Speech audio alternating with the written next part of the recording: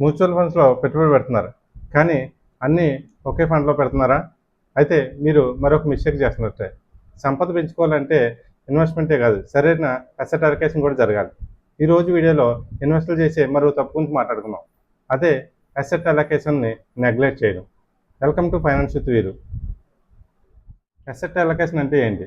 Asset allocation అంటే మీ పెట్టుబడిని వివిధ అసెట్ క్లాసుల్లో ఇన్వెస్ట్ చేయడం. అంటే ఇవి సాధారణంగా 3 రకాలుగా ఉంటాయి: equity, debt, gold. Don't put all eggs in one basket అన్నారు పెద్దలు. అంటే మీకు వచ్చిన మొత్తం ఫండ్ను కలిపి ఒకే బాస్కెట్లో పెట్టవద్దని.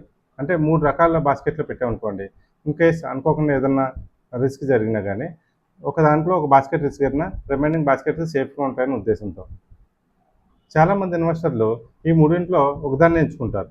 వెళ్ళిపోతే ఈక్విటీకి వెళ్ళిపోతారు, లేదా సేఫ్గా ఉంటుందని ఎఫ్డీకి వెళ్ళిపోతారు. ఈ రెండు తప్పులే. ఒకటి, చాలామంది ఈ ఫండ్ బాగా పెరిగిందని దాంట్లో ఇన్వెస్ట్ చేసేస్తుంటారు మొత్తం డబ్బులు తీసుకెళ్ళి. కొందరైతే స్మాల్ క్యాప్ ఫండ్ బాగుందంట దాంట్లో ఇన్వెస్ట్ చేసేస్తారు. ఇది సరైన విధానం కాదు. ప్రతి వ్యక్తికి వయసు, ఫైనాన్షియల్ గోల్స్, రిస్క్ కెపాసిటీని బట్టి సరైన డిసిషన్ తీసుకోవాలి. ఇప్పుడు ఈక్విటీలో లేదా డెట్లో పెట్టేవారికి రిస్క్ ఎలా ఉంటుందో ఒకసారి చిన్న చూద్దాం. ఇప్పుడు మీరు అనుకోండి, మీ దగ్గర ఒక 20 లక్షలు ఉన్నాయి, ఒక 2 సంవత్సరాల్లో ఇల్లు కట్టుకుందారనుకుంటున్నారు. లేకపోతే ఒక వ్యక్తి 20 లక్షలు ఉన్నాయి, 2 ఇయర్స్లో రిటైర్ అవుదారనుకుంటున్నారు. ఆయన తీసుకెళ్ళి ఈక్విటీలో ఇన్వెస్ట్ చేశారు 20 ల్యాక్స్. అనుకోకుండా మొన్న కోవిడ్ క్రాష్ జరిగినట్టుగా, లేకపోతే ఏదో ఒక అన్సర్టనిటీ వచ్చి మార్కెట్ ఫాల్ అయిపోయింది అనుకోండి, 30% ఫాల్ అయిపోయింది అనుకోండి.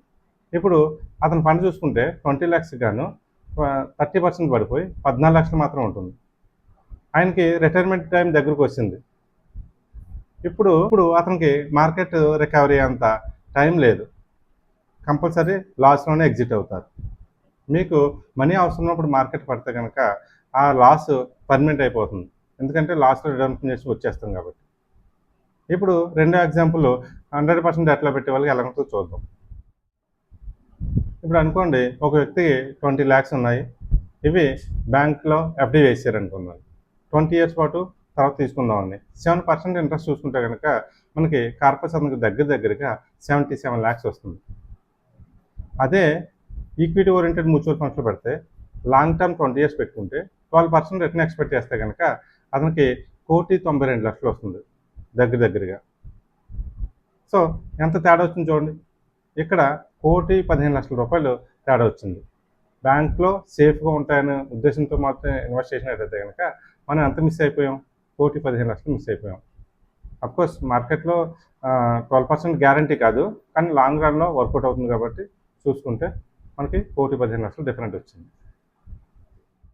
అంతేకాకుండా ఎఫ్డీ మీద ట్యాక్స్ పడుతుందా? ఇంకొకటి, ఇన్ఫ్లేషన్ ఒకటి. ఇన్ఫ్లేషన్ తీసేసి రియల్ రేట్ కన్సిడర్ చేస్తే కనుక చాలా తక్కువ వచ్చినట్టు. సో నేను చెప్పొచ్చే ఉద్దేశం అంటే అసెట్ అలొకేషన్ ముఖ్యం.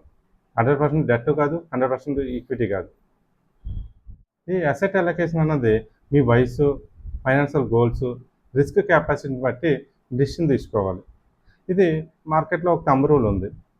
ఏంటంటే కనుక మన వయసు -100, ఈక్విటీలో ఇన్వెస్ట్ చేయాలనుకున్న వాళ్ళకి 100 మైనస్ మన ఏజ్.